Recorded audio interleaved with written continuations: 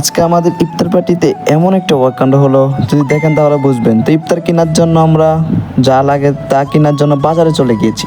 সর্বপ্রথম বাজারে যাওয়ার পরে বাজার টাজার করে রুমে রাখলাম। তো গাইস দেখতে থাকেন শেষ পর্যন্ত আমাদের সাথে কি কাণ্ডটা ঘটেছে, এই কি অবাক কাণ্ড। তারপর আমরা যে জায়গায় ইফতার পার্টি করব সেই জায়গাগুলোকে একটু পরিষ্কার পরিচ্ছন্নতা করে নিচ্ছি।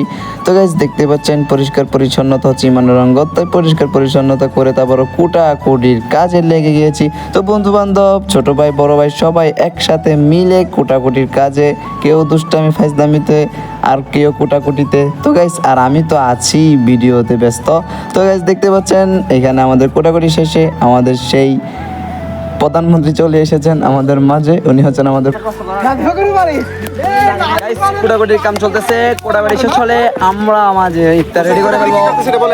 তো আজকে ইফতার বাড়ি কে কে আজকে আমাদের সাথে কে কে আছেন সেটা দেখেন। এক নম্বর আমাদের প্রথম বড় ভাই ইনকিলাব ইনকিলাব ইনকিলাব মন্ত্রীর মুখপাত্র, আর এদিকে মিসবা সাহেব কুটিপতির ফুয়া, আর দুয়া আছে হিন্দি।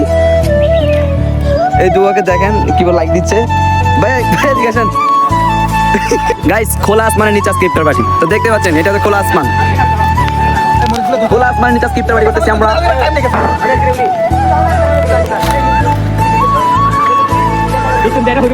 গাইস অবাক কাণ্ড এখান থেকে।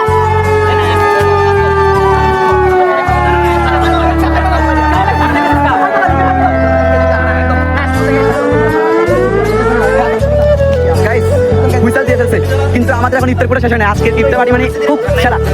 এখনো ইফতার কুটাই হয় নাই, কিন্তু ওদিকে উইতাল হয়ে গেছে। এখনো কুদুসি হ্যাঁ, ঠিক আছে।